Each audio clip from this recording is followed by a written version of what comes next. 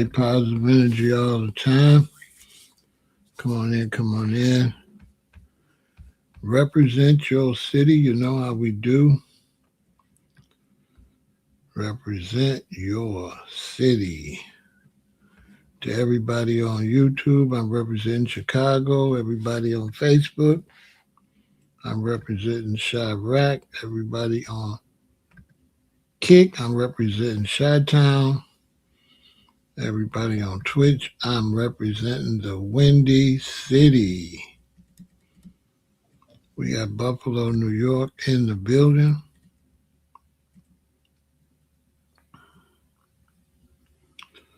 We got Duval County in the building. We got Harrisburg in the building. We got Miami Lakes, Florida in the building.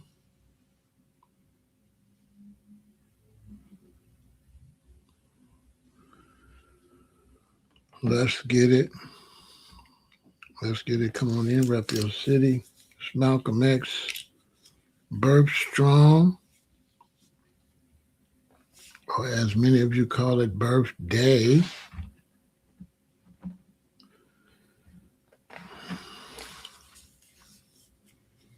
So let's talk about that.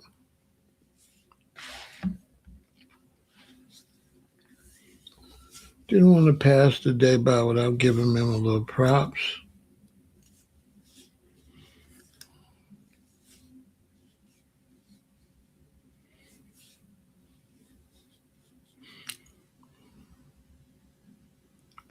If you don't know much about Malcolm X, it's a good person to read about.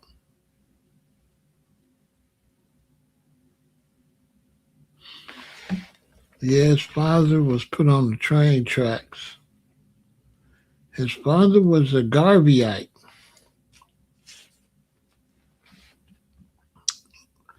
Yeah, his father was a Garveyite.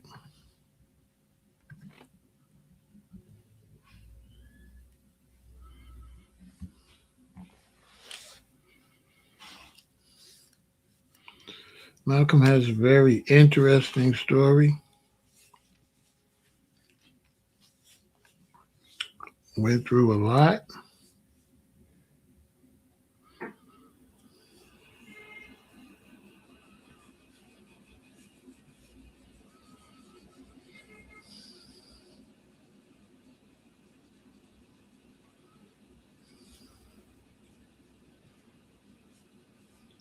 I was too young to know anything about him, so I studied him when I got out of high school.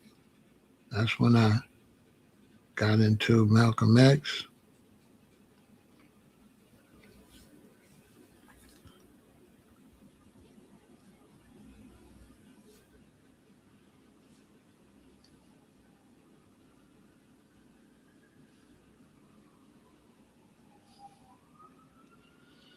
I was a junior at Luther South High School on 87th and Kedzie.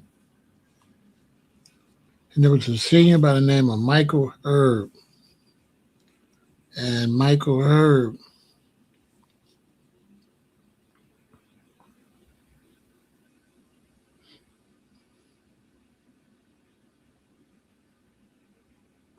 ended up going to, I think this happened at Circle Campus. And I had a job when I got out of high school. And I was 18, I had a job at a book factory. And one of my friends, he went to Circle Campus. So when I would get off work, I worked the night shift. When I would get off at work, I would go up to Circle Campus and hang out. And a high school brother, Michael Herb, that was a year older than me, but we was really close. Because one of my other friends was Doug Griswold and his brother Michael Griswold, and Michael Herb was real tight. So us three would go to the concerts. Me, Wayne, Doug's brother Michael, and Michael Herb. They would be the older ones. So we would go to all the concerts. But anyway, I was up at Circle Campus and I bumped into him. I was bumping into him a lot up there, but one day I bumped into him and he said, "Read Malcolm X Speaks, read Malcolm X Speaks, read Malcolm X Speaks." That's what he said to me. That kind of stuck in my head. So I ended up reading it.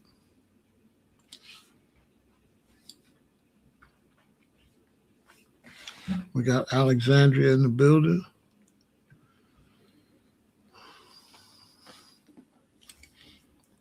So I ended up reading Malcolm X Speaks, and that really was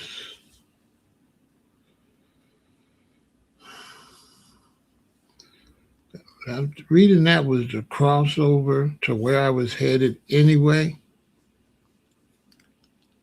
I'll talk about that. I grew up at a very unique time, happened to be the right age at the right time. Born in 1958, so the bulk of the Black Power movement was 63, 64, 65 to 70. And salute Derek. So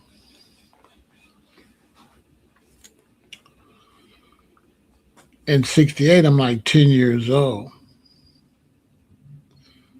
Right? So in 68, I'm like 10 years old. That's when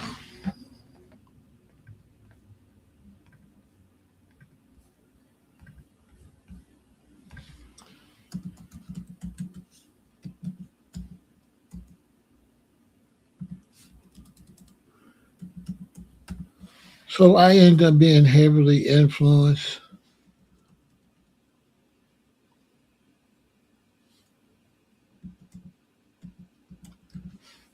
Heavily.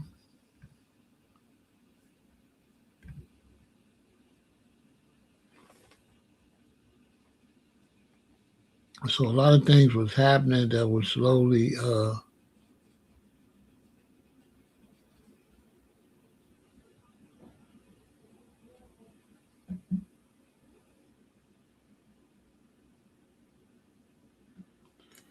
making me aware.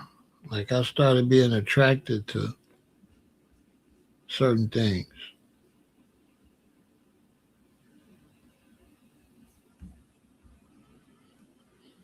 When I was young, too.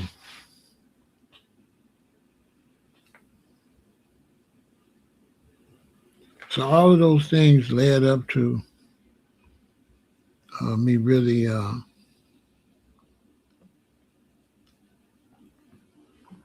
becoming what you would call, I guess, black conscious.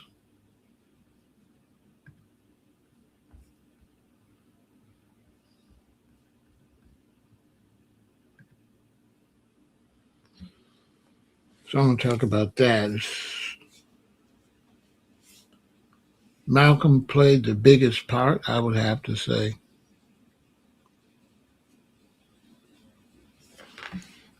He definitely played the biggest role in that whole change I went through. So I got to honor him.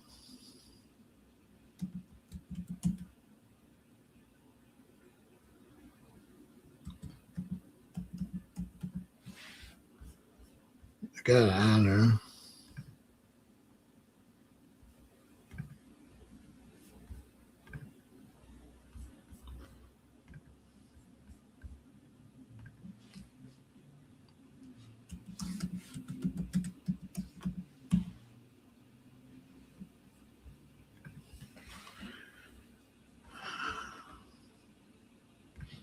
I was like 10 years old.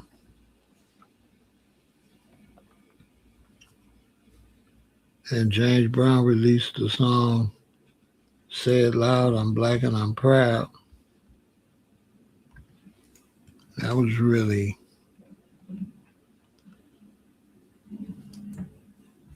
that's what really kicked it off.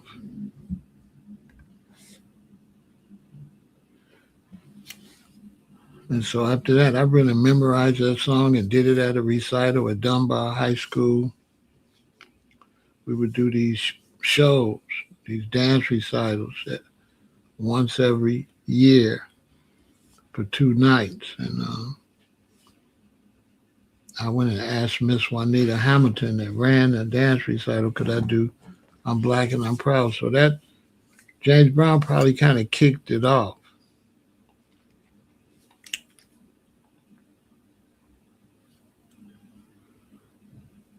And then Muhammad Ali, I would say, would be next because Muhammad Ali was Cassius Clay.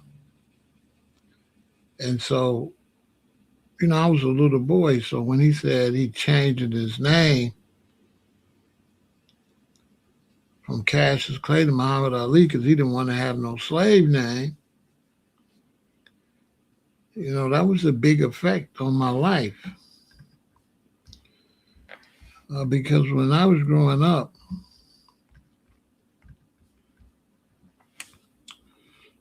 for young black boys like me, growing up in the 60s, our heroes, our number one hero was James Brown. James Brown was soul brother number one. All the boys used to have to know how to do the James Brown. Our number two hero was Muhammad Ali. And our number three hero was Dr. J.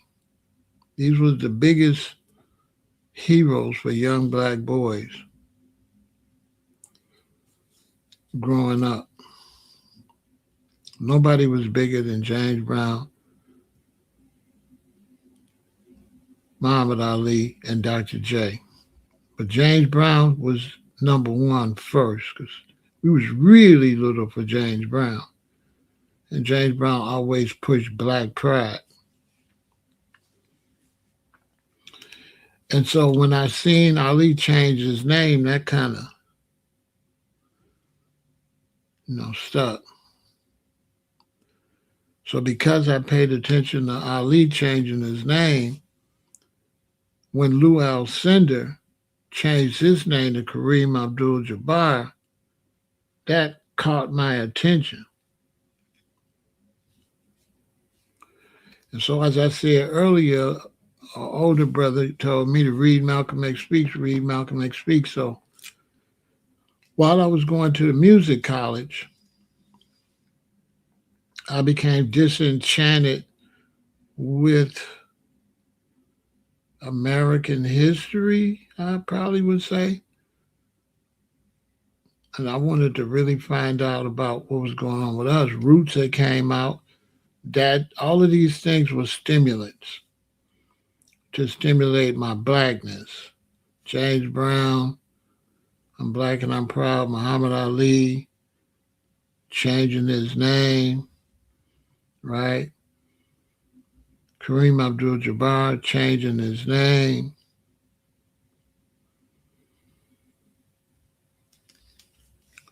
All those things was like stimulants. Gil Scott-Heron, I used to buy his albums. The Revolution Will Not Be Televised. The Last Poets.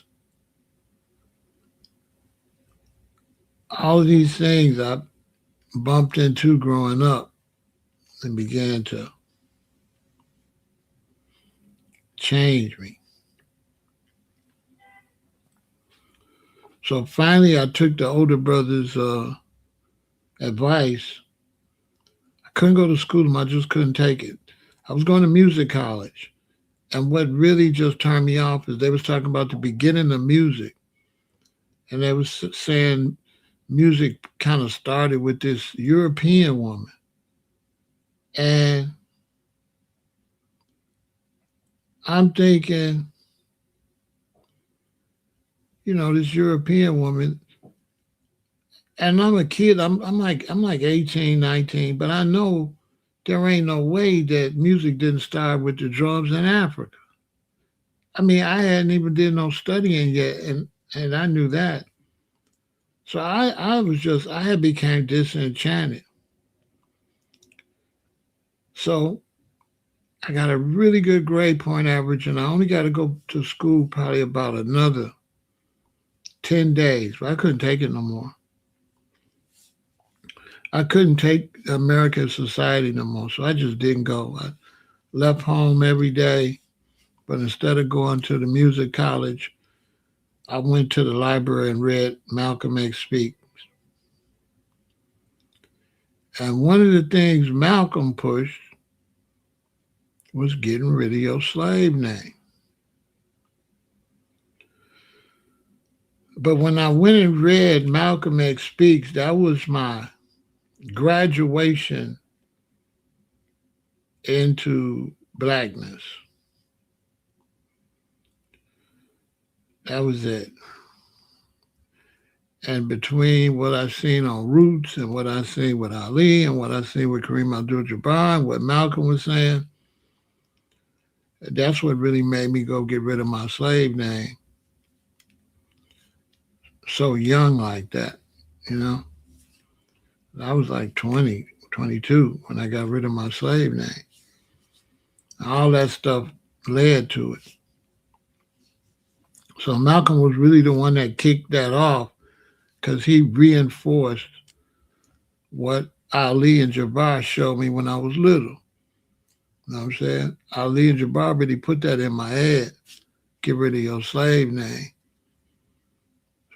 And so when I read Malcolm, you know what I'm saying? Then that's what made a big, big difference. The reason we love Dr. J is because he really brought the dunk to the NBA. And he was the reason I add him in there. Well, he was one of our favorite just as young black boys. He didn't have nothing to do with black consciousness. He was just a role model. All the little boys wanted to be Dr. J. So that had nothing to do with the black part. I was just stating the three greatest heroes for young black boys in the 60s was James Brown, Muhammad Ali, and Dr. J.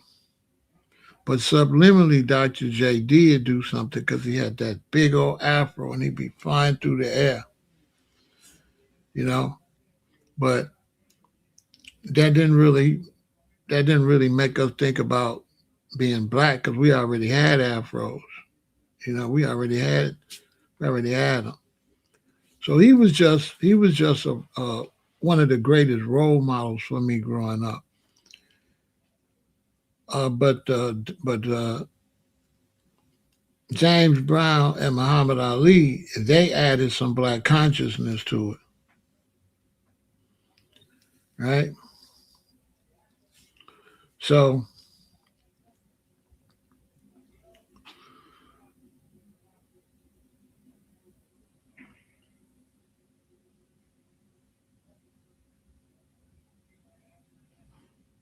the thing was that Malcolm X was the one that really kicked it all off. I ended up changing my name, growing my dreadlocks, the whole 9 yards, based on Malcolm. So Malcolm was like graduating out of college. You know, I would say like James Brown would be, you know, grade school, going to first grade. And then Ali would be like making it to the 6th grade. And then Jabbar would be like going to high school. And then reading Malcolm X Speaks would be like graduating. If you haven't read this book, you definitely need to read this book. It's one of the best books you could read. for sure. Right? So it really is great to honor him today. He's a hero for sure.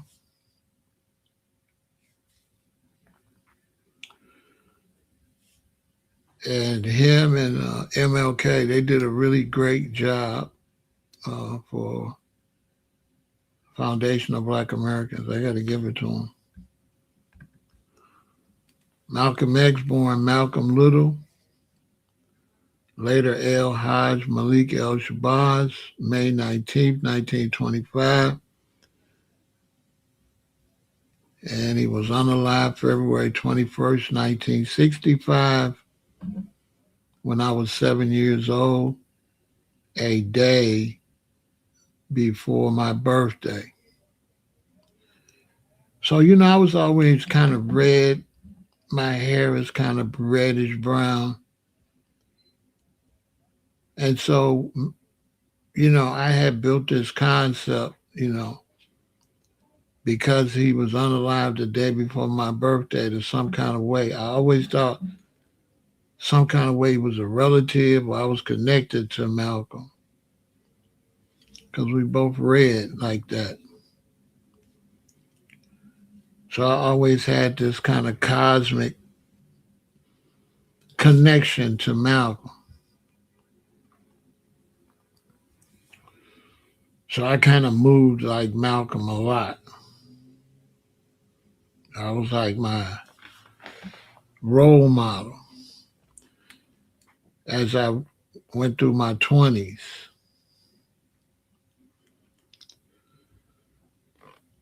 So I was real kind of militant.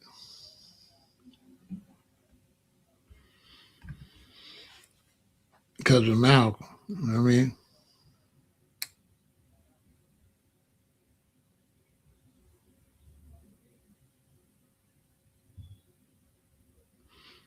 Right? So it was always like something great. I always was looked at myself and I always connected like with Malcolm, when I was real young.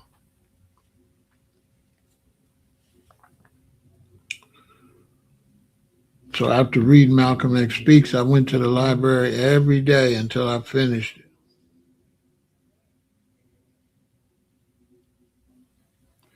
It's the library on 95th and Halsted.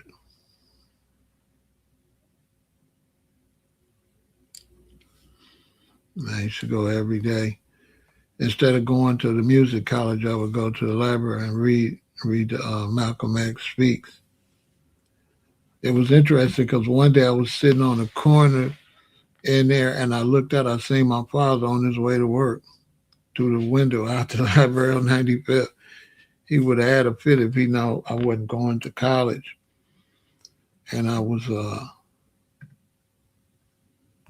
at the library reading Malcolm X Speaks. That book really just kicked everything off. It did make me a little angry. It kind of made me turn against MLK a little bit, but later I found out I was misguided with that. But it definitely made me kind of turn on MLK, certain things that was in the book. Later I got past that. But for sure, Malcolm was the graduating, That was the graduating. It was like graduating out of high school at that time, because graduating out of high school at that time was everything. It was big, just like graduating out of college is now. Once you got out of high school, you was finished with school. So when I read Malcolm X Speaks, that was it. I was finished with school.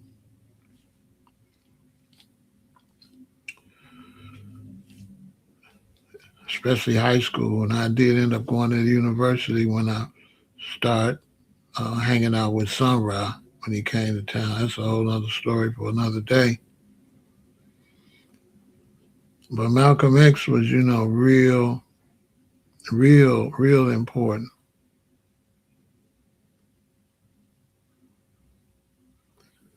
Real important.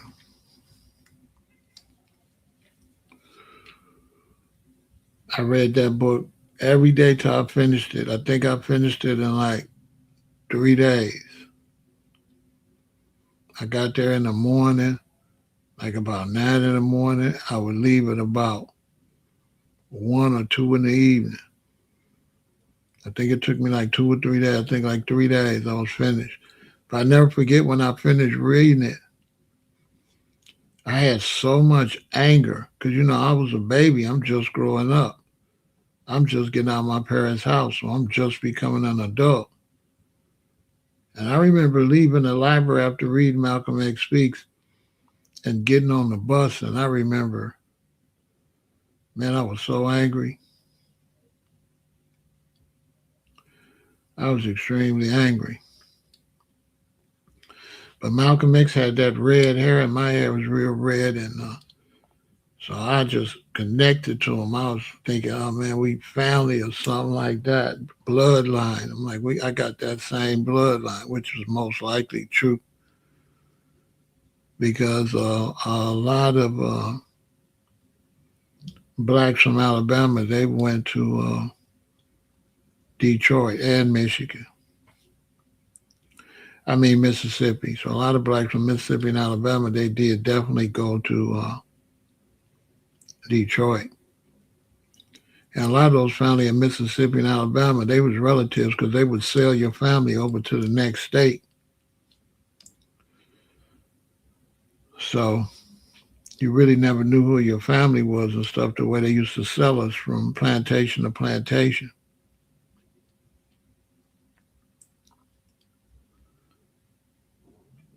But yeah, Malcolm X, he was like one of the greatest.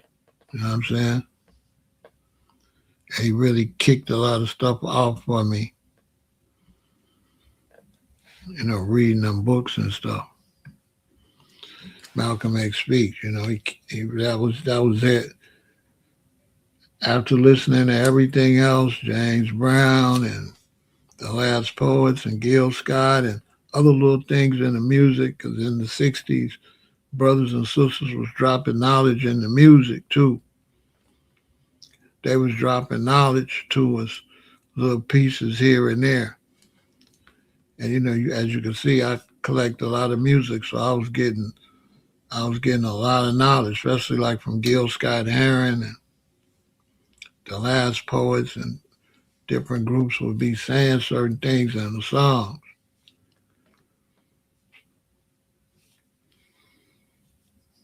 And then it was like the Black Power era.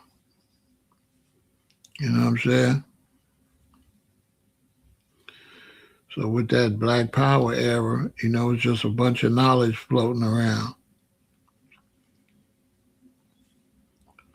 So once I read Malcolm X Speaks, then I just went full on into my studies, into what you would call college and university type mode. And that's when I just started studying everything.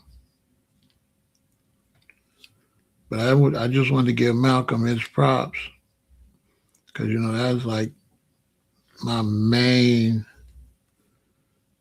high school professor, basically. And it was strange because he was already gone. So, I didn't get to see MLK or Malcolm. I was a little boy. So I didn't really get to see them like that. My parents seen them, but I didn't really get to see them. And Malcolm, he was big in New York, but he wasn't really that big around the country because he didn't have no outlets for the people to see him. Whereas Martin Luther King Jr., he was connected to the black church. So because you had Baptist and Methodist churches everywhere, he had connections to be able to go more places than the Nation of Islam. The Nation of Islam wasn't as widespread as the black church. So the black churches was bringing MLK in everywhere. There wasn't that many mosques like that. You know, it'd be like Detroit, Chicago, stuff like that. But for MLK, he could go all over Alabama, all over Mississippi, Georgia, anywhere we at. It was easy for him to come. Because back in those days, you got the phone book. And so you could look in the phone book and find the churches. And one pastor could call other pastors, no problem. So, but Malcolm didn't have that type of access. So that's why he was most popular in New York. He didn't have the access to the masses like that. So we didn't know much about him. Now my OGs knew about him. But the way they knew about him is they was buying albums. They had Malcolm X albums back in the day. My OGs. So my OGs, they used to sit around and listen to jazz and Malcolm X albums. Some brothers would have him on reel-to-reel tapes. Later, they started transferring that stuff into cassettes. That's how you would hear Dr. Ben and Malcolm and them on cassettes. But originally, the OGs, my original teachers,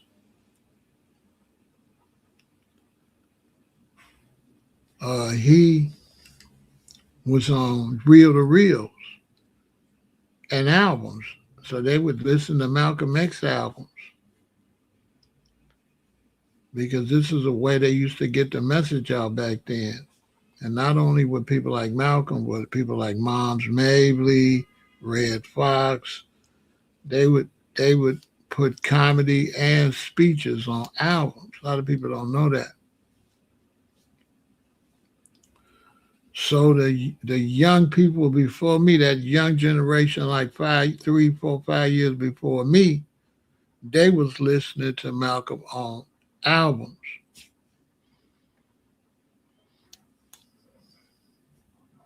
Straight up, on record players. That's how the knowledge was getting around.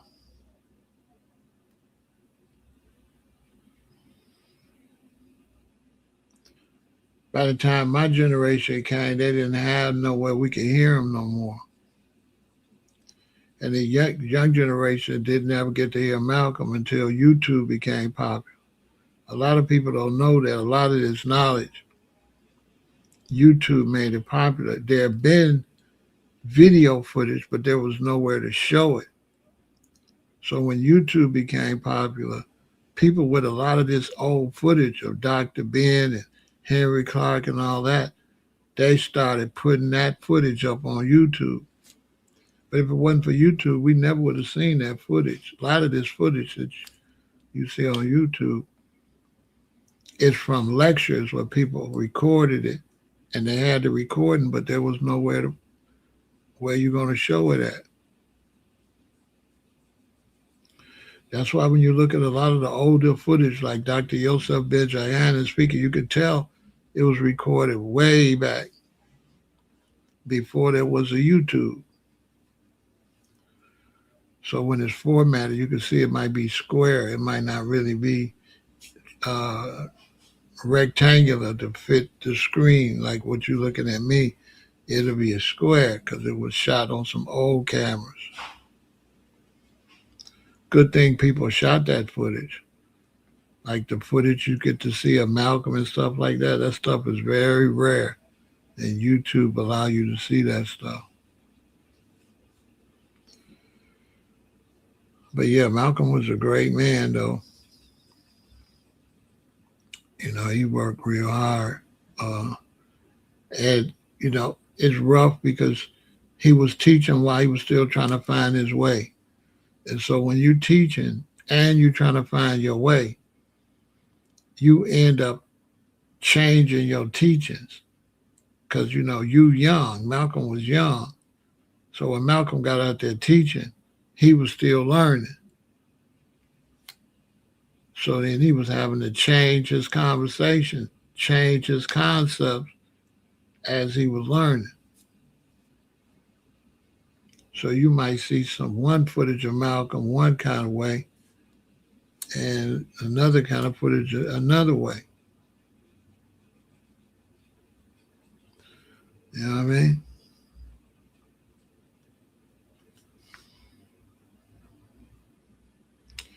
And Elijah Muhammad helped him a lot. But it was already in him because his daddy was a Garveyite. So his daddy was a Garveyite, so it was in him already. You know what I'm saying? And the Nation of Islam, they was rebuilding brothers because we was in a racist penitentiary type system. So they was just locking brothers up left and right. So Elijah Muhammad was sending a message into the prisons and trying to restructure the brothers so when they get out, they would have another outlook on life instead of just recidivism and going back and forth in the prison. But it was really Malcolm X that really was the main one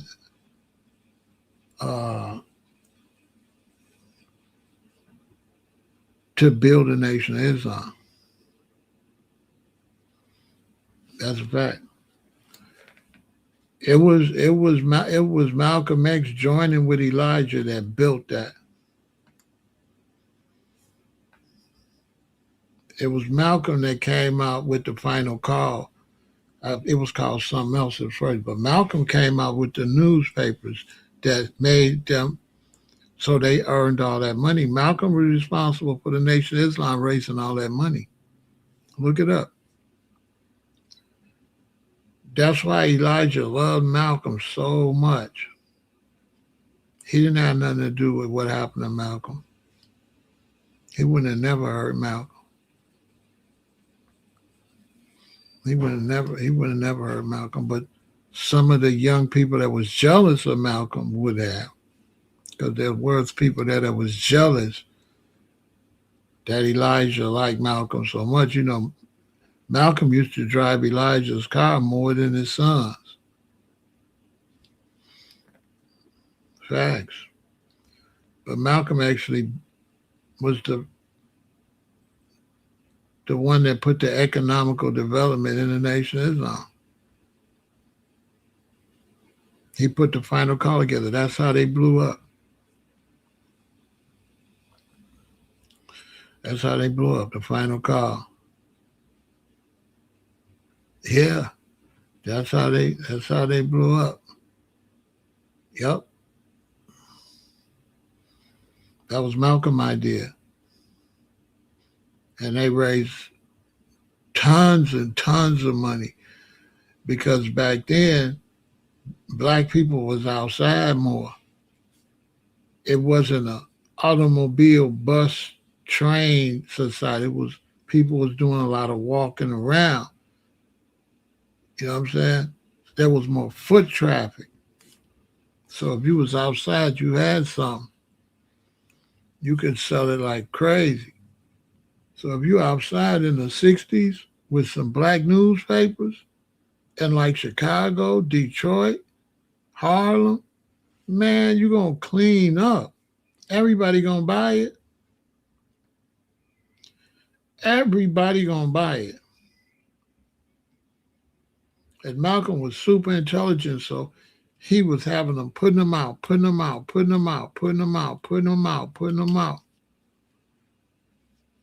That's a fact.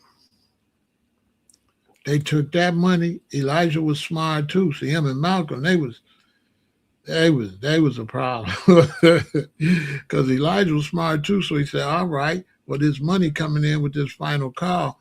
Okay, boom. Here, brothers, y'all sell these final calls. and then take that money and go open a fish market, open a food place, open this, open that. Yeah, because Elijah didn't take no government assistance.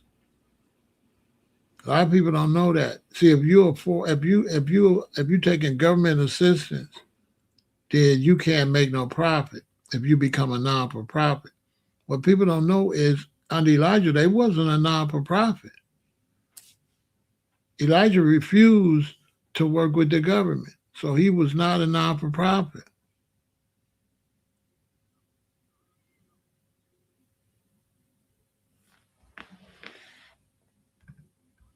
You know what I'm saying? He was not a non-for-profit. A lot of people don't know that. So they had businesses everywhere. They had these drinks they made called an Omar. It was this orange drink.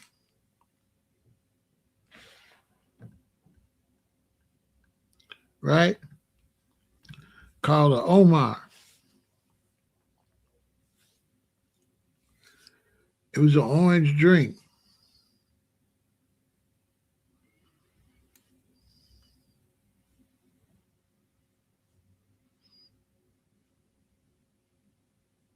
Yeah. And docks, they had open docks. Elijah didn't get a 501c3. He refused. So that allowed them to take the money and start businesses. So when I was a little boy, Nation of Islam had businesses everywhere. A lot of Foundation of Black Americans bought their fish from the Nation of Islam. They had some fish markets. Me as a little boy, like I said, I used to go, docks. People in Chicago don't talk. Docks come from the Nation of Islam. That's why they drink called an Omar. That's why docks sold fish. You notice docks is a fish, like fast food fish.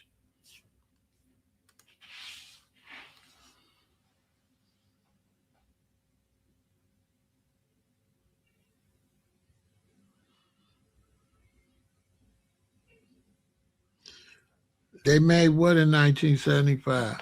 Hold on, wait.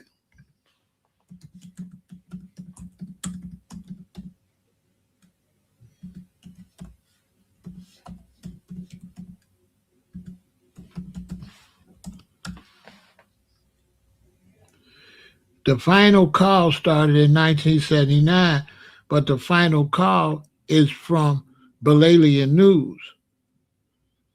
Okay? It goes back to 1930s when the Nation of Islam found Elijah initially published a small periodical called The Final Call to Islam. All right? So when it finally became the final call, that was just a name change. Okay? That was just a name change. All right? Because it was called Muhammad Speaks. Right. It was called Muhammad Speaks. Same thing. So when people come say, Farrakhan started the final call. No, the final call was Muhammad Speaks. The reason Farrakhan didn't call it Muhammad Speaks is because Farrakhan took the 501c3. And Farrakhan organization wasn't called the Nation of Islam. It's called something else. But Muhammad Speaks, final call, it's the same thing. So people just being picky.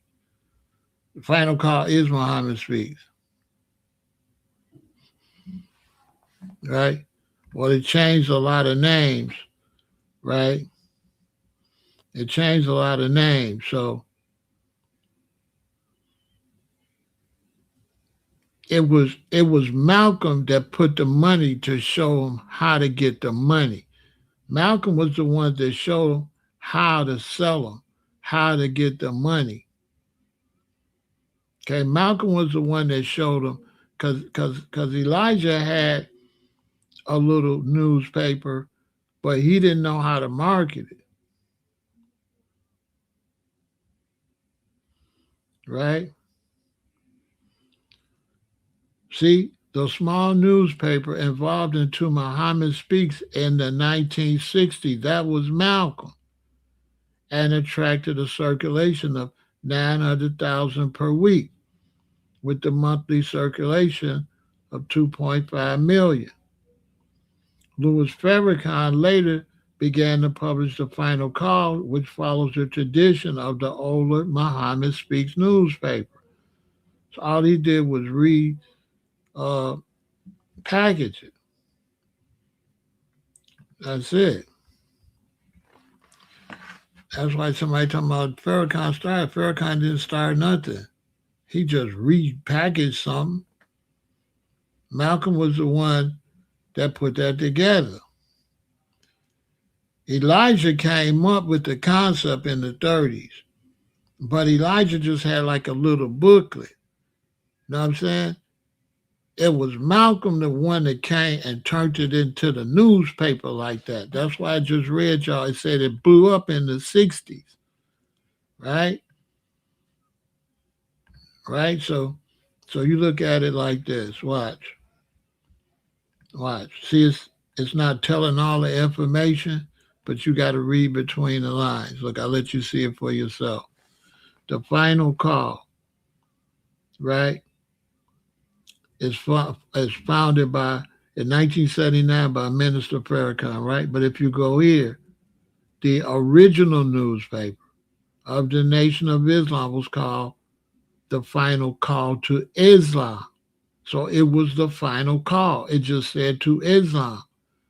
The final call is the final call of Islam. Farrakhan just left to Islam off. The final call of Islam started in the 1930s, but it wasn't doing nothing. Then it says this small newspaper evolved into Muhammad Speaks in the 1960s and attracted a circulation of 900,000 per week, with monthly circulation of 2.5 million. Malcolm did that. Louis Farrakhan was nobody in the 1960s. So see, then this is not teaching the information. Look how I jumped. Louis Farrakhan later began to publish the final call. They just jumping around. They're not telling y'all the real history. No, Louis Farrakhan started a whole new organization, and so he restructured everything under the organization that was now working with the 501c3. But it was still Muhammad Speaks, and Muhammad Speaks was the final call. Muhammad Speaks was the final call to Islam. Same thing, okay? It started out the final call to Islam. Then it changed to Muhammad Speaks. Then it changed to the final call. They had to do that for business purposes. They had to change it for business purposes because there'd be business tied up with it. And Wallace Dean messed all that business up. So when Farrakhan came, all he did was continue, but he had to change the name because they had to restructure the business because Elijah's son ruined everything and lost all the businesses. Okay? So Farrakhan did not start no final call. He changed the name from Muhammad Speaks to the final call, but you can't say he started it when it was the same magazine. It's the same magazine. It's the same paper. It was the same paper.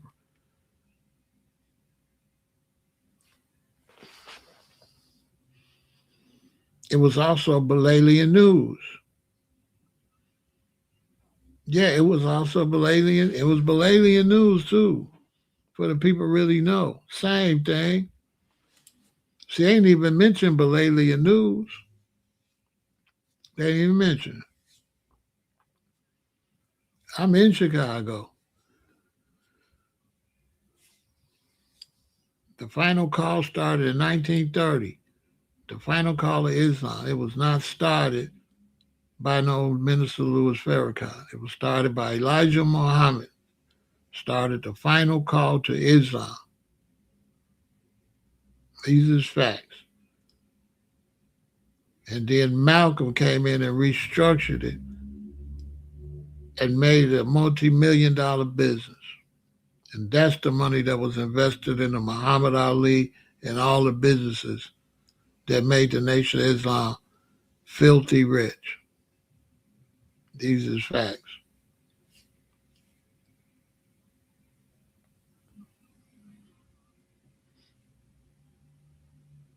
I'm born in Chicago in 1958. So I seen him on the corner with him. So it changed names, but still the final call.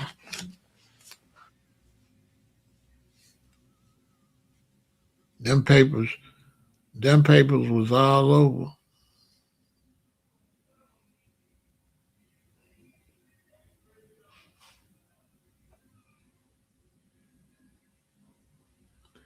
You know what I'm saying? Gaddafi's way later. I'm talking about Elijah.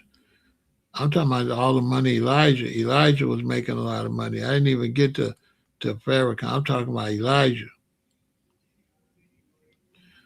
I'm talking Elijah. I'm talking back in the 60s. I'm talking about Muhammad Ali. Farrakhan was a nobody when the Nation of Islam had Muhammad Ali and all that. I'm talking back then. When I was a kid, you talking about when, right? You talking about when I got adult, because I went to the first Savior's Day. It was on my birthday. So I went to the first Savior's Day on the Farrakhan. Like I tell people, I'm friends with Wallace. Mustafa is my childhood friend. When Mustafa and Farrakhan came here to rebuild it, his son threw it all away. You understand? His son threw it all away.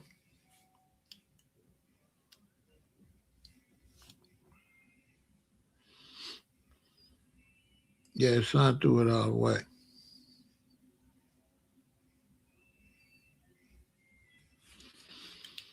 He messed it up.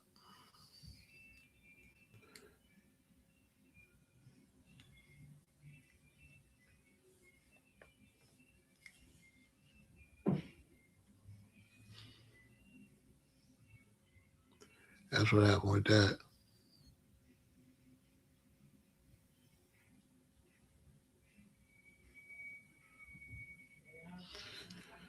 Yeah, his son messed all that up, and then Farrakhan came, and then Farrakhan rebuilt all that.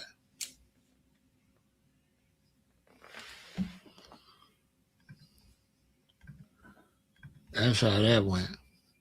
But the son messed everything up.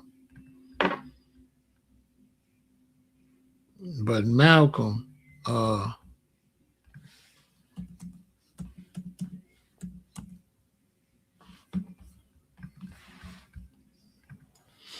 one that put the money, made the money come in.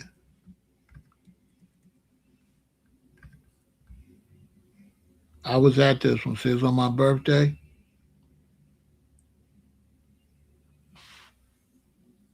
I turned 23. I was 23 years old. Me and my queen, we went to this downtown at the Auditorium Theater. This was the first one that under Farrakhan. That's why it's called Rebirth of a Nation, right? Making his return to leadership after the 1975 passing of Elijah Muhammad. They say he didn't pass away, though. They say he on the wheel. I was there. So you're not listening to just, I'm walking history. I was there when Farrakhan put the Nation of Islam back together, and I was here on these Chicago streets when Elijah was in power, and they been had the final call years ago. And Balalian News and Muhammad Speaks, all the same. They was just doing name changes.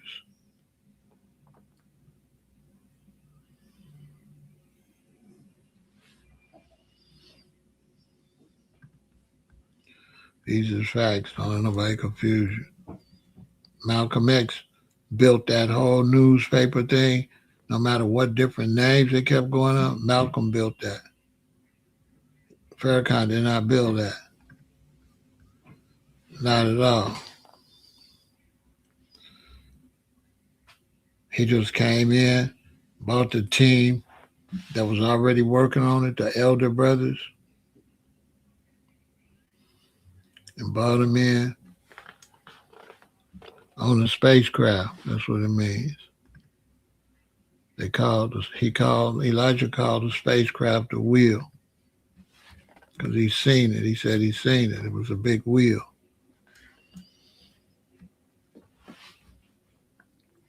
But that's what Malcolm did. Malcolm brought the business to the Nation of Islam. I'm telling you what I'm telling you. Farrakhan and all them, they all the business. Matter of fact, Farrakhan didn't do business as good as Elijah and Malcolm. Nation of Islam ain't getting money like that. Not like Elijah and Malcolm was getting it. That's a fact. They ain't got no businesses under Elijah and Malcolm. They had farms, fish markets, everything. Under Farrakhan, they didn't have nothing.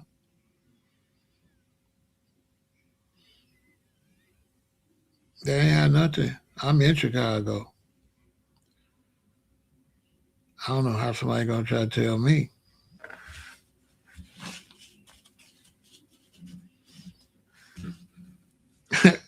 You can't tell me nothing about 73rd and Stony Island. Nothing. As a matter of fact, right there where the mosque at, about 2 streets back, was a hall, a dance hall. I think it was called a Germanian Club. And as kids, that's where we used to go to parties, like high school age, 16, 17, 18, 19, 20, like that. It was a club, I think on Woodline Gardens it was called. Woodline Gardens. Right behind the mosque, a couple of streets, there's Woodline Gardens where we had all the parties when we were shorty.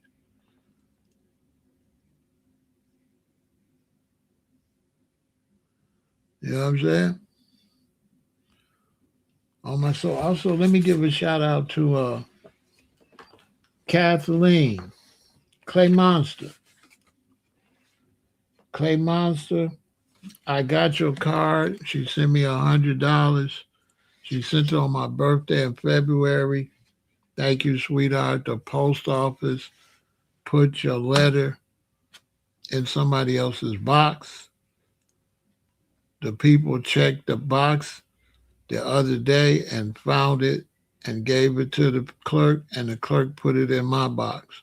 So I got this way back on the 4th of February, and I just got it today. But much love to the Queen. Clay Monster, I did get your card and $100 for my birthday. Thank you very much, sweetheart. I know she was probably wondering, he ain't going to say nothing. I hadn't gotten it. It was in somebody else's box.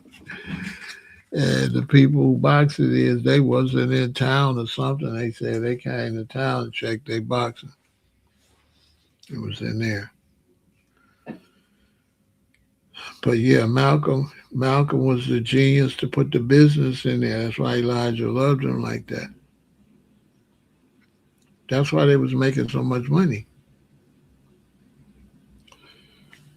Because Elijah and Malcolm was a powerhouse, because Malcolm knew how to execute. Elijah knew had the concept of do for self, but Malcolm really knew how to make things work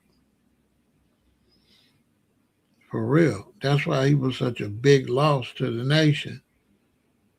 Elijah didn't want that to go that way. That's for sure.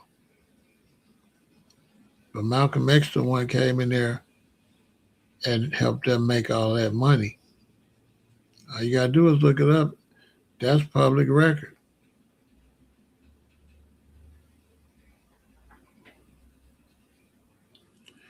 Malcolm was something else.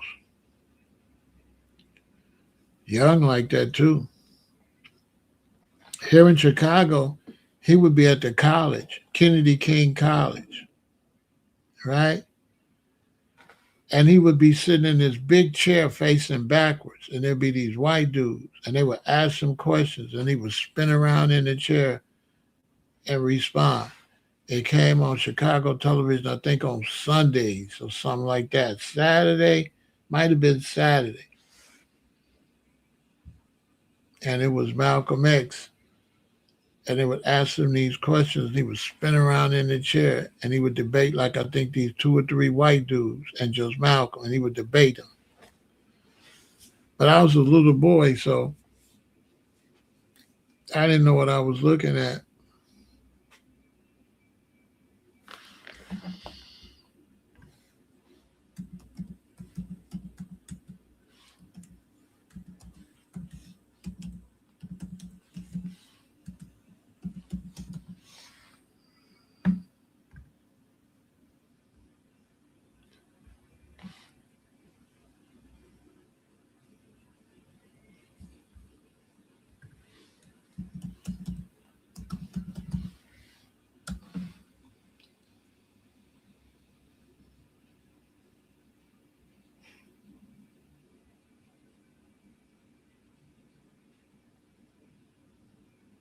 Okay, that was on a TV show. It wasn't at Kennedy King.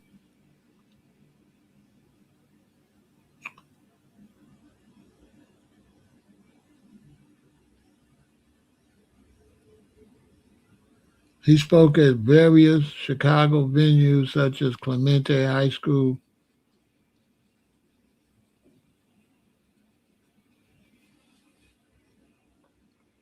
Where was he at spinning around in that chair?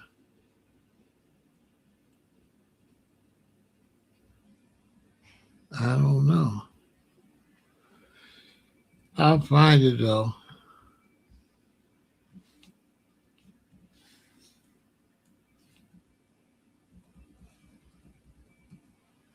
It was on TV.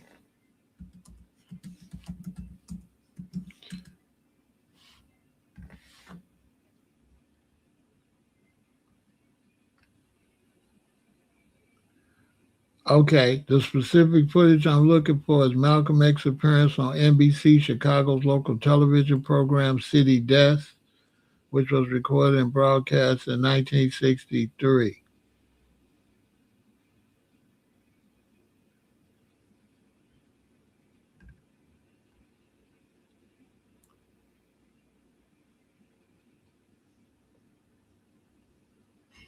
That ain't the one I'm talking about, though. He might have been in another city. And they was just showing it in Chicago. But he was on Chicago City Death, though, in 1963. I was 5. So I ain't really know what I was looking at. The English guy. I think so. I think so. I think so. I think it was him. Like I said, I was real little.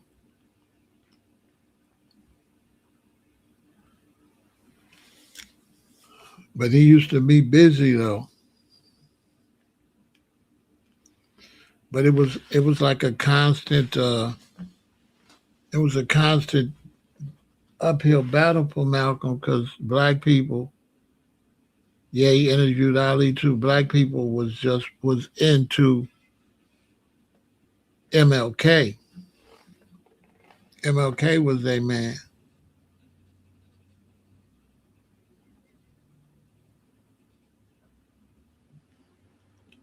So black folks was in the MLK. MLK was their main man.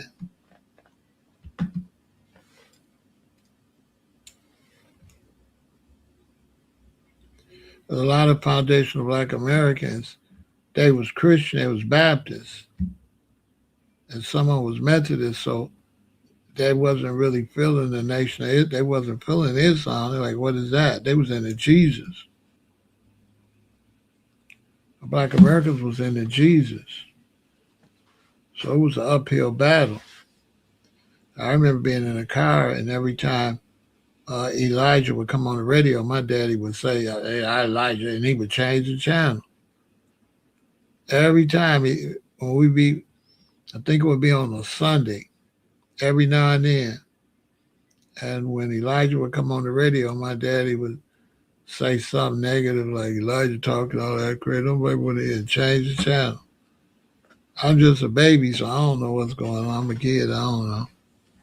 I don't even know what we talking about.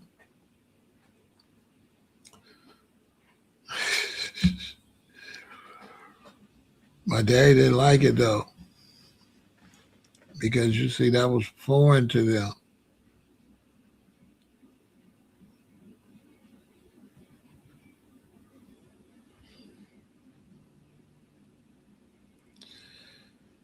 But Malcolm did a lot of great work.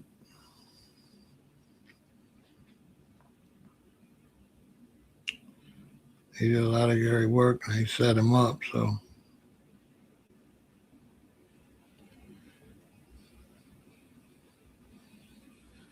yeah, it was the English guy.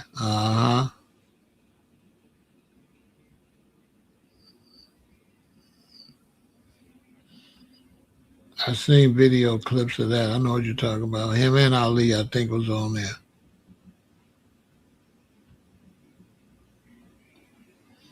Ali used to be giving them the business too.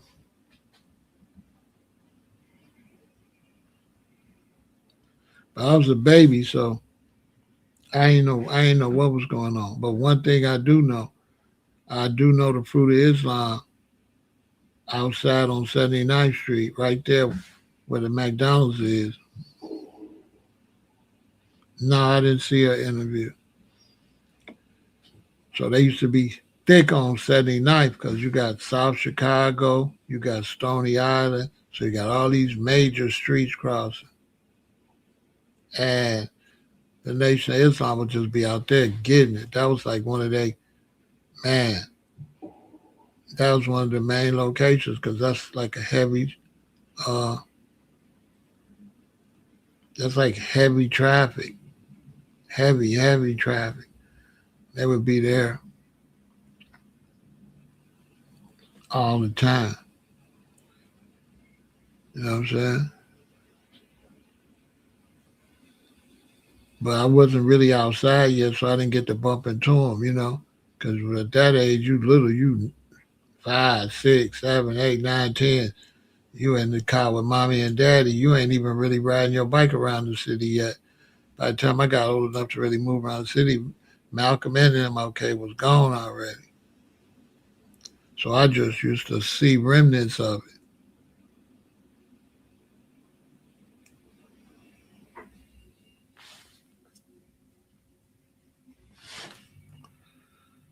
I didn't really know what was going on.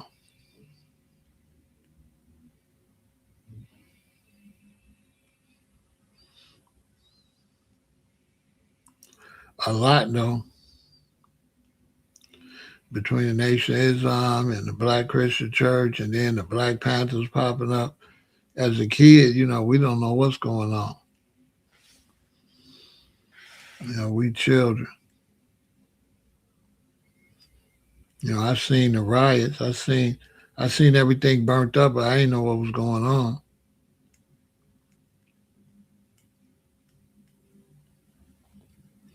They didn't riot in my neighborhood where we lived at. It was nice houses and stuff. They rioted mostly where the Jewish stores and stuff was at.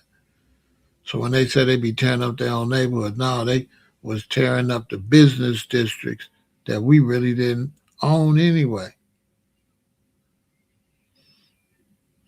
But back then, it would be these wig shops. It would be the Asians had the wig shops. where the sisters by their ass. Same thing going on now. They would have all these big afro wigs, all different kind of colors, red. You know how they do. And defile it. First it's black, you get your afro, then they turned it into some bozo stuff to exploit us. Took all the, the blackness out of it. They tried to mix us in with the hippie thing, right? That's what you look at Scooby Doo and Shaggy, and then they got the black dudes. See what I'm saying? They tried the Mod Squad. The Mod Squad, they tried to, they tried to hippie it up, take it from being so,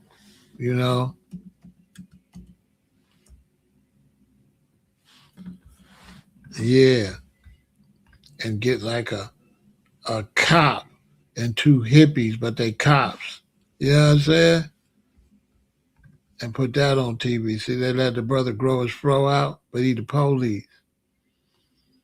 And then them both look like they undercover. They supposed to be, the white one's supposed to be the hippies, and he's supposed to be the Panther kind of one.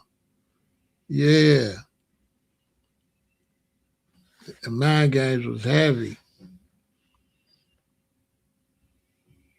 So they took, you see, they considered them enemies, the hippies and the Panthers, the pro-black with the big afro. They considered them the enemies because the hippies was open to the pro-black ones. So they made both of those movements the police. You know what I'm saying? This picture's crazy. Called it the Mod Squad, right? In other words, the hippie police, like the hippie black power police. Tell me that ain't crazy. Kind of ruined this brother's career because nobody like it. They're like, what the hell is this? It didn't do very well. It was corny. How you gonna be some hippies and black power police together running around? It was weird.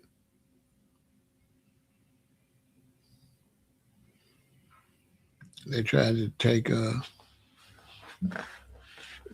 in another direction with the big bell bottoms and start making them all colorful and stuff. Because originally the bell bottoms, the brothers was wearing navy pants, and navy pants had went into a bell.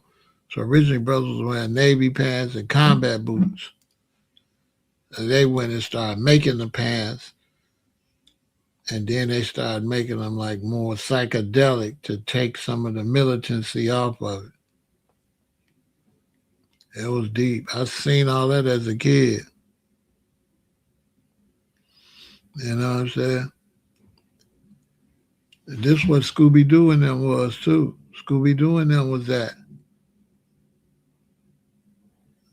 Yeah, Scooby-Doo.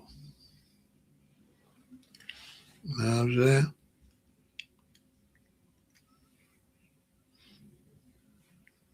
Yeah, they was always fighting it.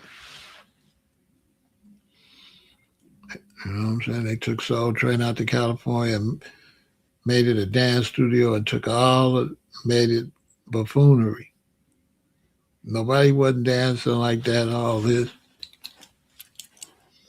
They took that out there and just, there wasn't even real people. That was a dance school.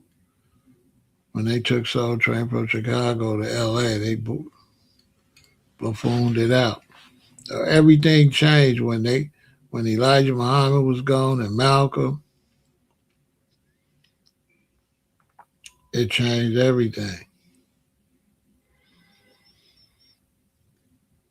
It never got back the same either, because the Nation of Islam was never serious like Elijah. They wouldn't stand on Elijah. They started watering down his concepts. You know what I'm saying? They start watering down the concept. I'm telling you. They start watering it down.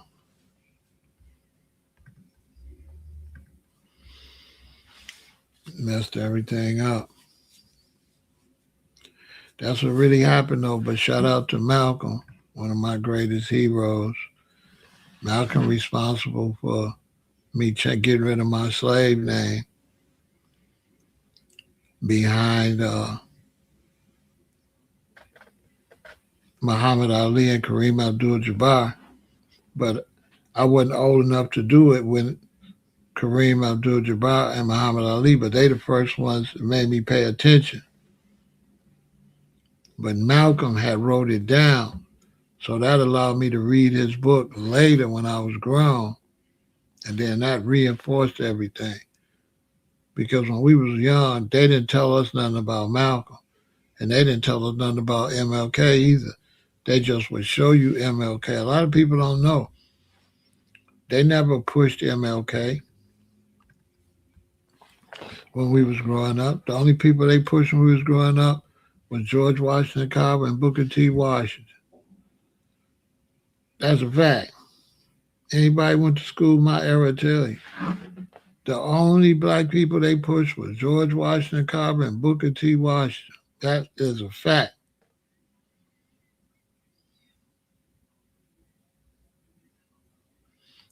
The X mean to get rid of your slave name until you find a good name. So if your name is John Johnson, you're going to be John X until you find the last name. So X is a temporary name to X out your slave name until you find a name. So that's why you see his name, Malcolm X, born Malcolm Little, later el-Hajj Malik el-Shabazz. So he was Malcolm X until he got that last name, until he found his real name. When he found his real name, he was el-Hajj Malik el-Shabazz. He got rid of the Malcolm too.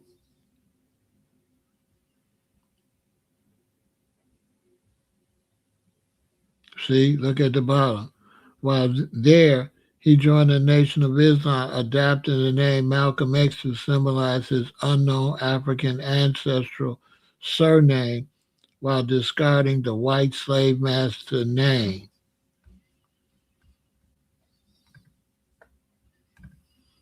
Of Little. So they put the X on there to get rid of Little. See at the very bottom? While there, he joined the Nation of Islam, adopting the name Malcolm X to symbolize his unknown African ancestral surname while discarding the white slave master name of Little. So the X was what you would use temporarily. You know what I'm saying?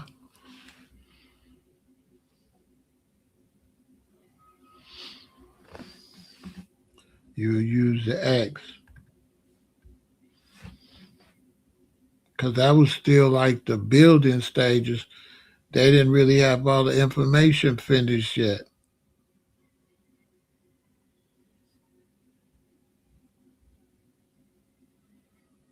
Because Elijah was building a house, right? He took so much he learned from Pharaoh, but then he began to do his own thing. He began to add to it what he seen where it should go, which is what he said Pharaoh told him to do. He said Pharaoh told him to do that. So Elijah was really the one building it.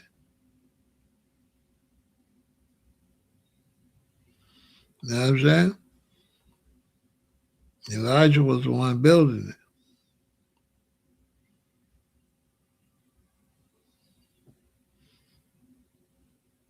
He the one built it. He was the man. I'm telling you, man. We was getting into boxing, all kind of sports. He was really pushing economical development heavy. They didn't like that. He was born in the 1800s. They didn't like that. They're like, this dude, they didn't like Elijah coming in with the economics. Malcolm couldn't concentrate because the police was hurting black people, right? So Malcolm, he couldn't concentrate. You know what I'm saying? He couldn't concentrate. That's why him and Elijah wasn't getting along. Because at that time, the police brutality was getting out of hand up there in Harlem, up there in New York. And Malcolm, he wasn't going. Elijah was like, man, don't get involved with that. You're going to get the brothers hurt in prison. But Malcolm like, man, I can't just sit by and let these police do this to these people like this. That was the line in the sand.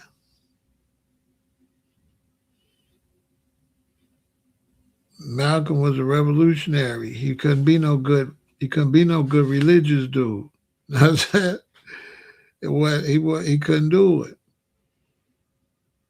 So Malcolm birthed the Black Panther Party. The Black Panther Party, them is Malcolm's babies. That's a fact. Stokely Carmichael and all them, they was following Malcolm.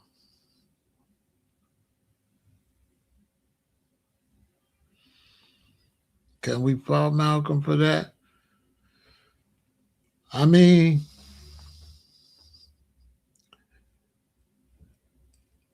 Elijah was right. It's not that Elijah didn't want him out there. Elijah kept telling them, you're going to get the brothers in the penitentiary hurt. Elijah was right. Malcolm should have let somebody that's not in the Nation of Islam do that. Malcolm could have put another leader together to do that. Elijah's problem with it was they was recruiting men out of prison. And there was a whole bunch of brothers from the Nation of Islam converts into prison. Elijah's telling Malcolm, if you get out here fighting with the police, they going to hurt the brothers in prison. And Elijah was right. Malcolm should have let somebody that's not affiliated with the Nation of Islam do that.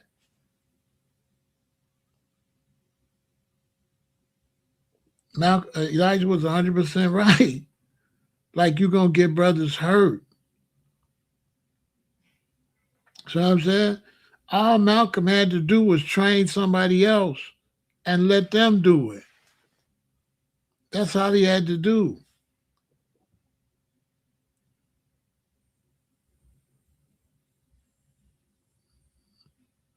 You know what I'm saying? Oh, that's good, Jonathan. That's all. You know what I'm saying? So Elijah like, bro, they're going to take it out that the brother was locked up. And back then, G-Rock, the penitentiary and prison systems was brutal. This generation have no idea. It was brutal. That's where the gangs had to. That's why Black Americans had to form gangs to survive in prison.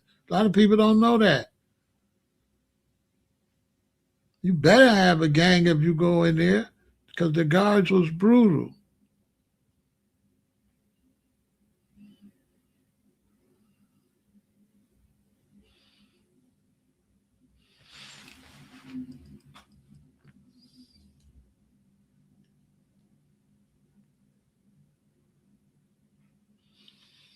Now he can't put other people in. Now Malcolm was wrong right there.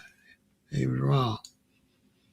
He had to let somebody else do that. If you know, listen, you can't be a revolutionary and go out there and get other brothers hurt. So you can't be a part of an organization, go out there pissed off the police while other brothers is locked behind the walls. That's just common sense. Elijah was right. Elijah was right. And I ain't going to get into why Malcolm didn't listen. It had nothing to do with that, though. That's a whole nother video. It's Malcolm's birthday, so I ain't going to tell the whole story.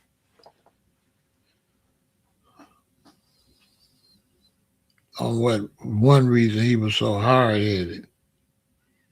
But he did a good job, though. I don't want to tell the whole story on his birthday.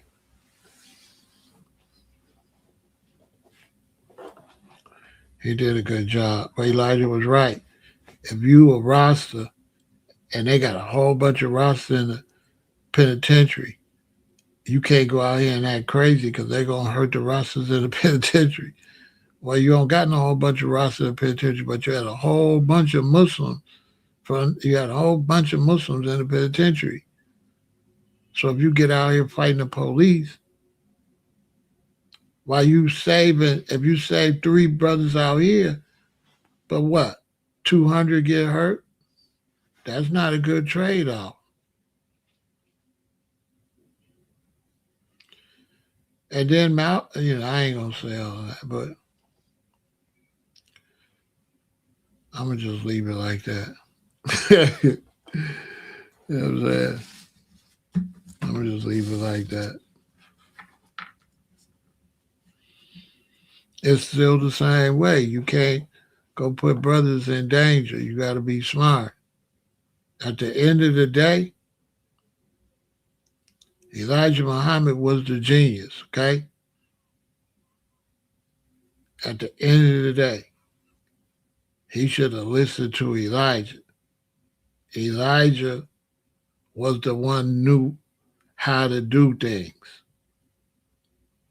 And sometimes the student think he know more than the teacher. He should have listened to Elijah.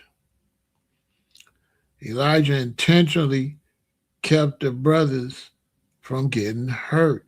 That's why the Nation of Islam don't carry weapons. And you never seen them get attacked. Why? Because Elijah showed them how not to get attacked.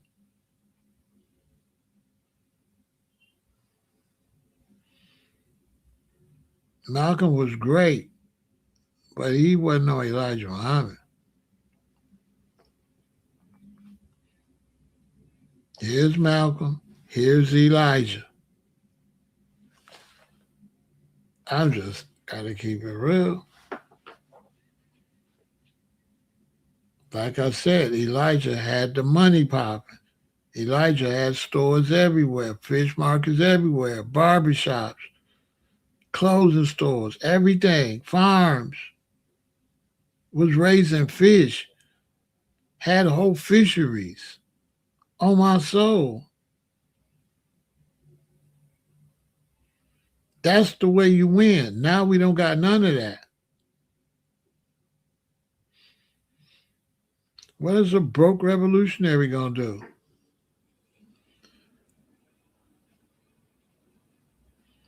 Why Elijah was so smart? Sometimes you just born like that. Sometimes you're holy, what they call holy. Sometimes you born, you ain't normal.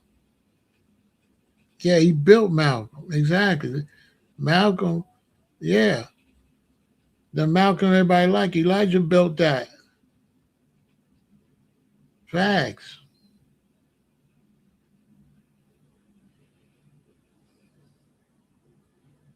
Absolute facts.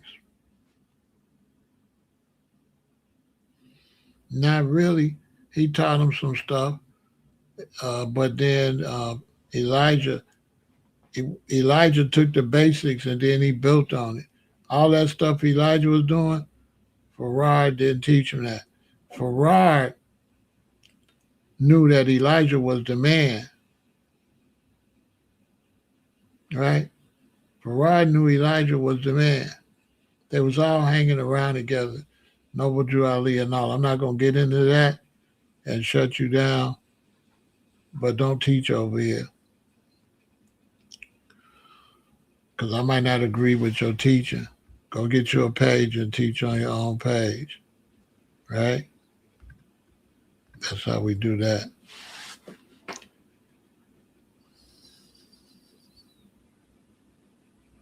I know.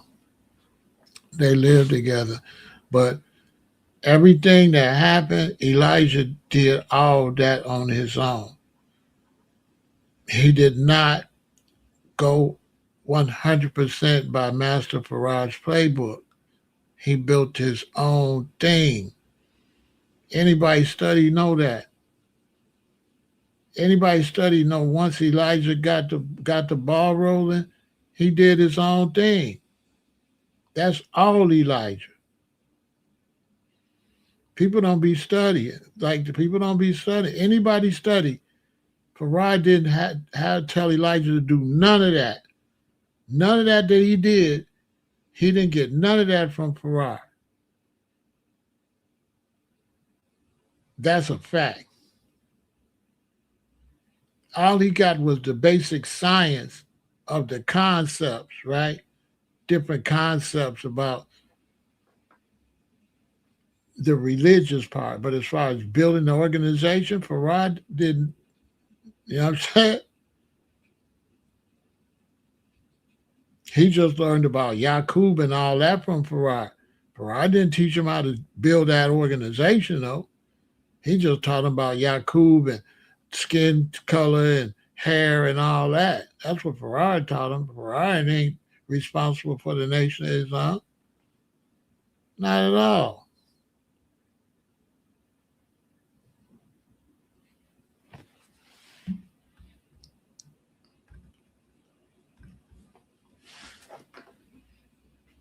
Ain't really nothing to talk about.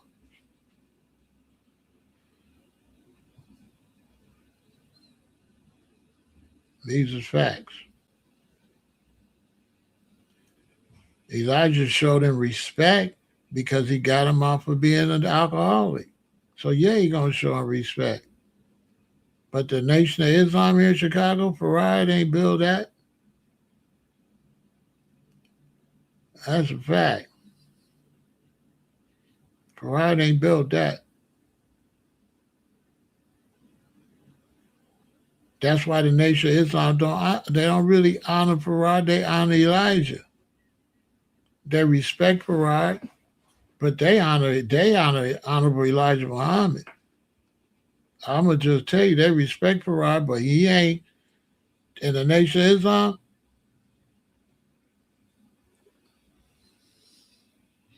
In the Nation of Islam, it's Elijah.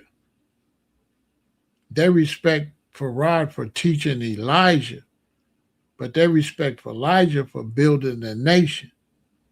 You understand? They respect Pharaoh for teaching Elijah, but they credit Elijah for building the Nation of Islam. Any true brother from the Nation of Islam will tell you that's absolute fact.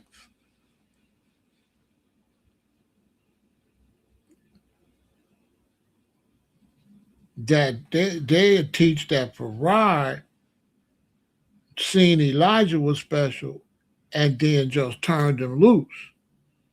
That's the real story. That Pharaoh seen Elijah, went and got Elijah some knowledge because he knew Elijah could do great things. He didn't help Elijah to do what he was about. He seen that Elijah was beyond. It's like you see a protege, you see somebody that can do great things, and then you put them on the path so they can do the great things. That's the real story. He helped clean the man up. I'm going to give him that. But he put the man on a path, on his own path. And Elijah built that. Him and Malcolm. They wasn't selling no lot of final calls because of Pharaoh. Pharaoh disappeared. I ain't going to get into him and his situations either. But no, that's all Elijah, 100%. Like the Nation of Islam, when Elijah left, like 80% of those teachers was all Elijah's. 20% came from Pharaoh. 80% of those teachers was Elijah. That's a fact. That's an absolute fact. I'm in Chicago. 80% of the teachers of the Nation of Islam is originally the Honorable Elijah Muhammad. 20% is Pharaoh. The concepts about God and all that. But the concepts about building a nation and black people and all that, that's all Elijah. 100%. And Malcolm. And Malcolm. Facts. Elijah and Malcolm built the Nation of Islam. That is a fact.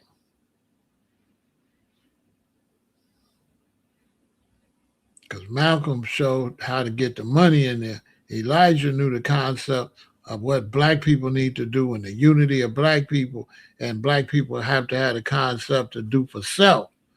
He didn't get that from no Farah, do for self. That's 100% Elijah. Do for self.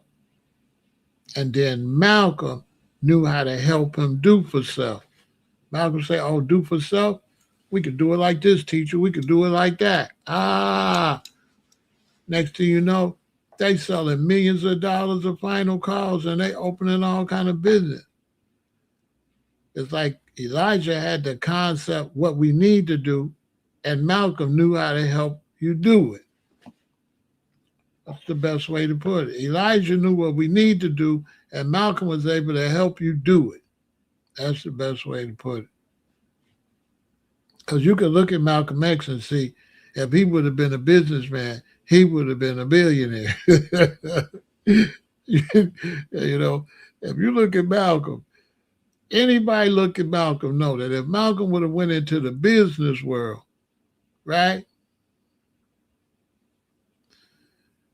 Yeah, he was on the run. He was it was things were going on with that. But anybody know, if you look at Malcolm X, if Malcolm X would have been a businessman, the man would have been a billionaire. No ifs, ands, and buts. He would have been one of the richest black men in history. He had a whole professional demeanor, and he was getting money in the streets. And once you get money in the streets, getting money is getting money. So most of these people that get money in the streets, when they go legal, what they do? Look at the liquor industry. The liquor industry came from the streets, didn't it? Right. Al Capone them. And how much money is liquor now? See what I'm saying? You can look at Malcolm. Malcolm looked like a businessman. If you take away the radical talk and you look at his posture, his demeanor, tell me Malcolm X don't look like a businessman. A shrewd one too. He would have been like, you couldn't have run no gangs, because you know Malcolm be looking and listening real close. Boy, that man, if they wouldn't have fell out, black people would have blew up. That's why I believe the government got involved. The government didn't get involved because of the black part. The government got involved because of the business. What's the coincidence that they shake everything up and then Wallace go and lose everything? What's the coincidence that Wallace lose everything? Think about it. That was the government. That's what they was worried about. They weren't worried about no black revolutionary, nothing, because the Nation of Islam wasn't no black revolutionary. So if the Nation of Islam wasn't no black revolutionaries, what was they scared of? They were scared of them getting in boxing, movies, TV, food, restaurants, banks. That's what Elijah was on.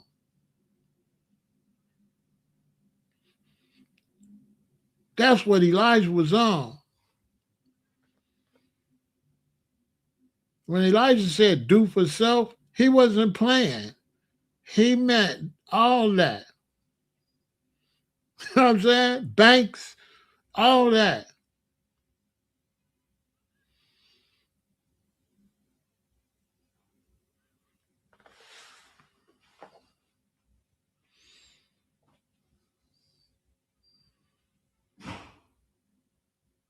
And he was like, don't give them no excuse to do nothing to us.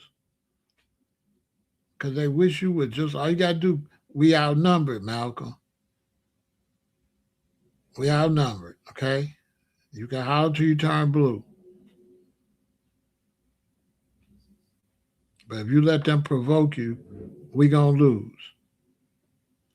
The only time we can win is if we defending ourselves. But if we go kick it off, we ain't got a chance. We always got a chance if we defending ourselves. But we ain't got a chance if we kick it off. Because now we're going to be all off our square. We're going to be discombobulated.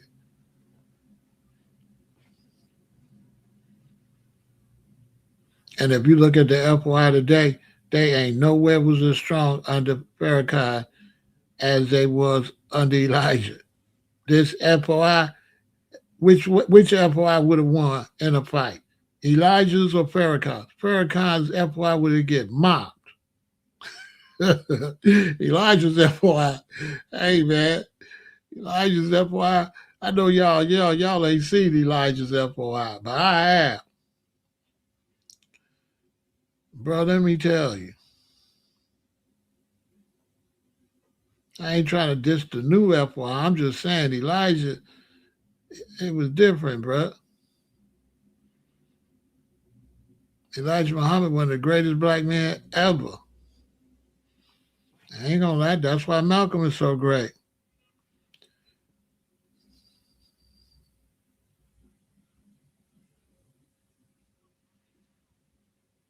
Being the number two guy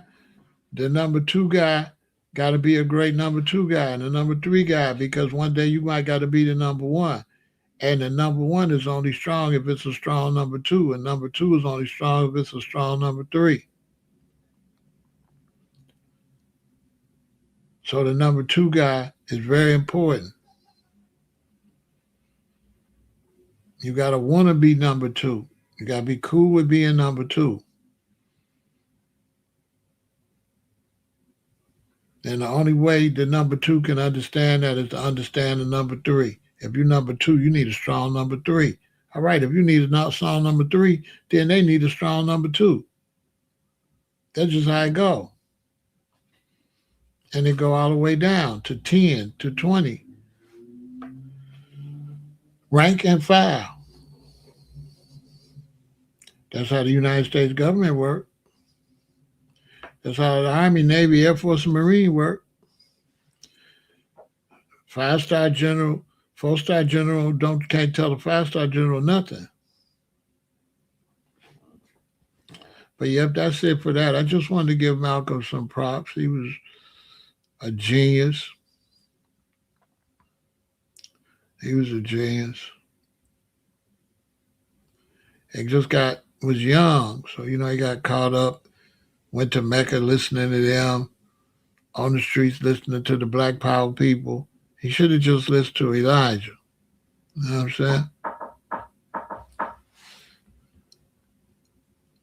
saying? Hold on a minute. Let me see who this is.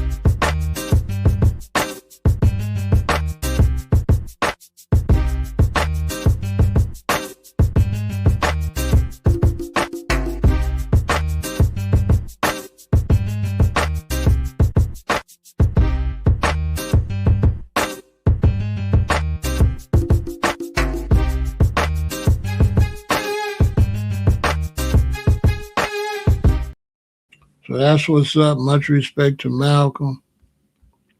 You know what I'm saying?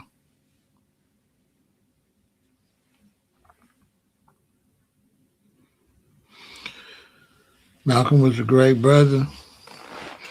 And for the young generation, you need to look at all those different pieces, and then so that you don't make the same mistakes. You need to look at all the different pieces.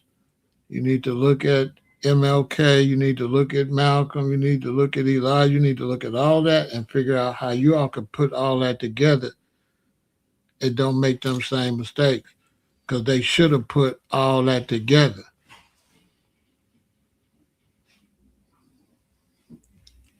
Because when it came to dealing with the problems out in the street, Malcolm should have listened to MLK. MLK had the best way to deal with the police. He had the best way. And Malcolm should have listened to Elijah and let MLK handle the streets. MLK knew how to handle the police in the streets, and Malcolm should have stayed and helped Elijah and let MLK do it that way. MLK knew how to do it. He knew the best way.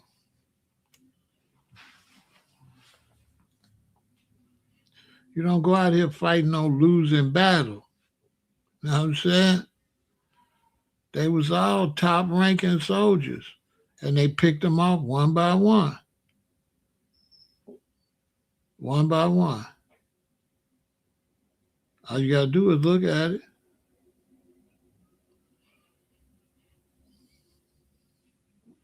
One by one. Bop, bop. Malcolm, bop.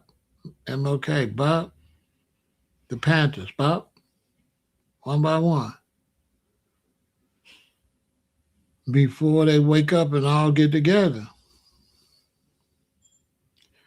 Sometimes you could get together but not really be together. This is how the black man got to start thinking. They could have been united without uniting.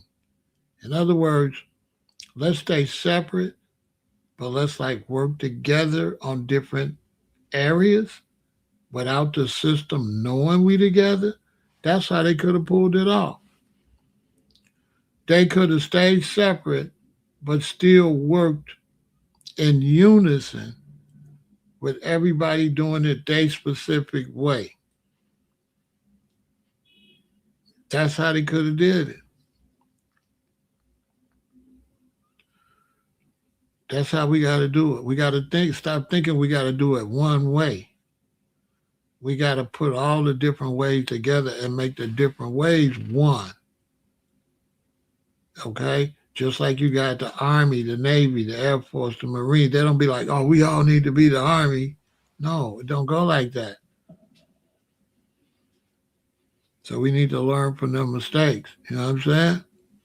Yeah, we need to learn from their mistakes. Everybody should have just did what they did. But definitely, you always listen to the elders, though, especially when you see they know what they're doing. They should have listened to Elijah, though.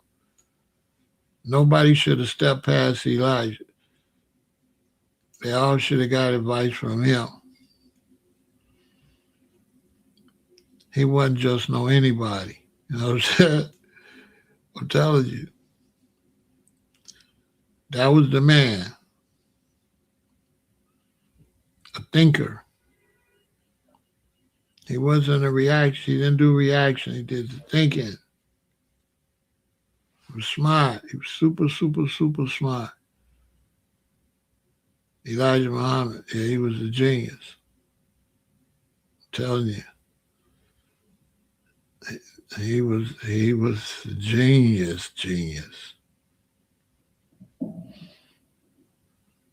One day they're going to go back in history. Black people going to find out. They're going to go back in history and say, wow. Yeah.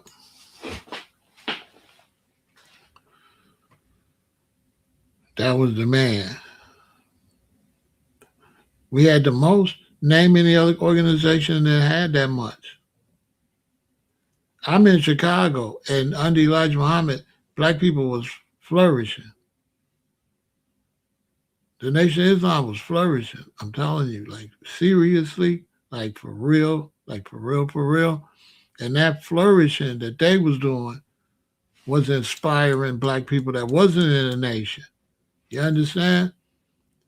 So when you black and you go to work, you get off work, you can go to a black restaurant, you can go to a black fish market, you can go, that inspire you. So what the Nation of Islam was doing It was going to wake everybody up. It was going to make everybody do the same thing without even joining the nation. Anybody will tell you, any black person back there will tell you that black people feel safe with the FOI anytime they see the FOI walking around.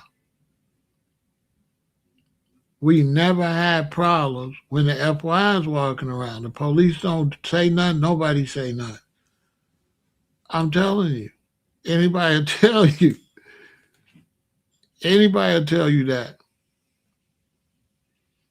Wherever they was at, it wasn't no problem. Not with the police, not with the crooks, not with the gangs, nobody. Everybody stand down. Anybody tell you that?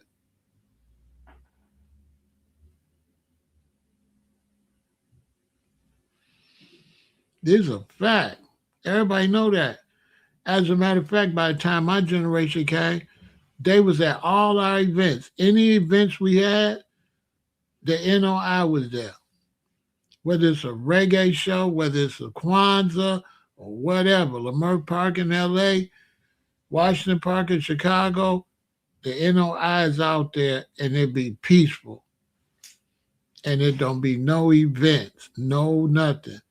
Even to the point where rappers start hiring them for security. You know, Farrakhan's son, Wallace, Mustafa, they make a lot of money doing security for rappers. A lot of people don't know that. Because when they at the show, ain't nobody finna do nothing. Yeah, I grew up with Wallace. Wallace is my childhood friend. When they at a show, ain't nobody finna do nothing.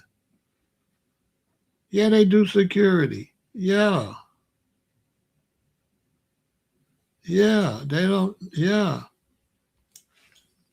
See, when I came up, everybody was at one thing. We wasn't doing division. We all be at the same stuff.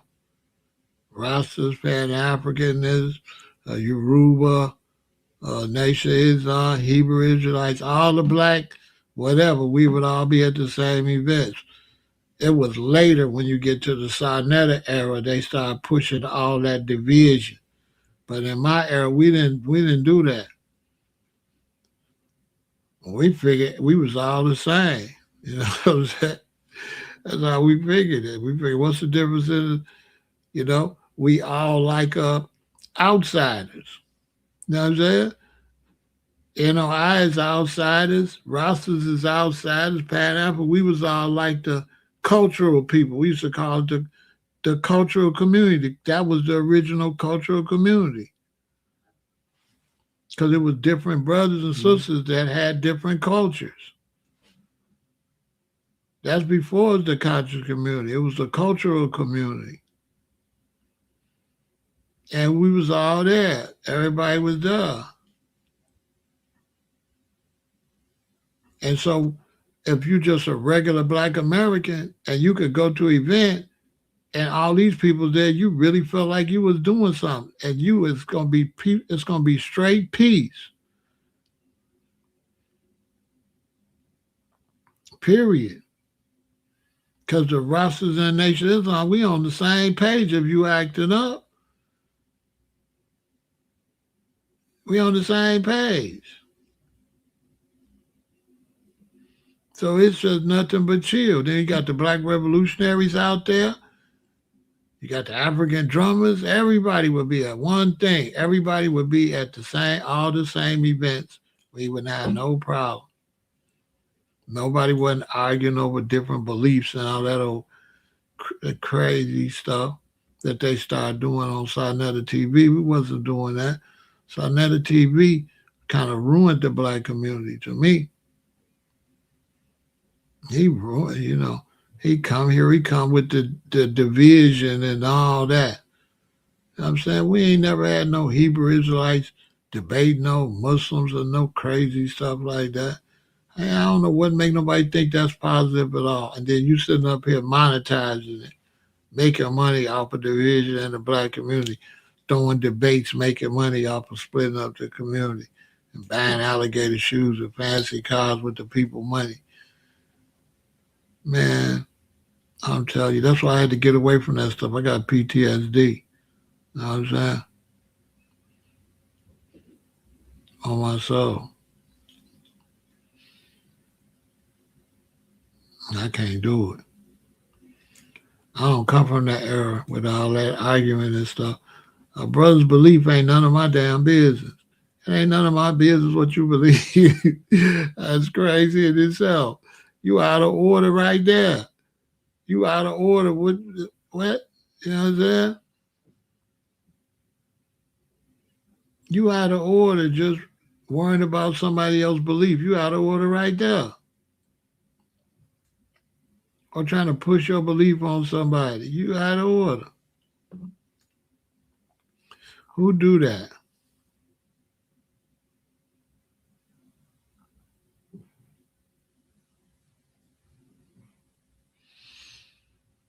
Yeah. Yeah, the Guardian Angels, we didn't have them in Chicago. That when they weren't go. Yeah, they weren't go. They never really took off here. That wasn't gonna work here. Heck no. They had to stay in New York with that.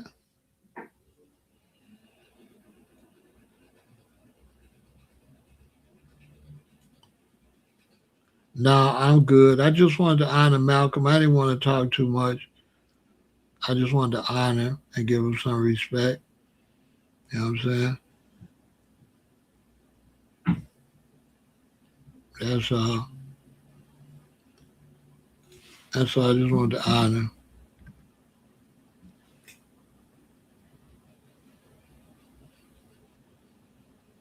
You know what I'm saying? Give him some respect. He was a great man. He did the best he could. You know what I'm saying? Y'all stay positive, whatever you do. But read Malcolm X Speaks, though, with the young Malcolm X. This is the younger Malcolm X. So it's not his total philosophy as he aged, but it still show you, this is when he was full of fire. It's good to read though. You know what I'm saying? It's good for your children to read. Like another thing, don't teach your children none of this stuff until they get out of high school. You know what I'm saying? And if they got to go to way to a college, like a predominantly white college or something like that, don't teach them that stuff until they know how to be safe. Like don't teach your children a whole bunch of black stuff until they learn how to be safe because they might go say the wrong thing, not knowing they're in danger. So I never teach my children none of this stuff and send them out in the world and they don't know what they're saying. You have to be mature before you know certain things. You don't want your children to go to school, say the wrong thing, and be a target. See what I'm saying? Don't do that. Don't teach your children none of this, none of that. No pro-black nothing. No radical nothing. Don't teach them that because they too young. They don't know when to say it and when not. They make themselves a target. I'm telling you, don't send your children out there like that armed. They're going to be armed with too much information. You have to be ready for this type of information. You have to know when to say it and when not. This not the type of stuff you just can be blurting out in the world. All right, so y'all stay positive. And like I say, salute to Malcolm. Malcolm was a great man. You don't get no realer than that. Victory.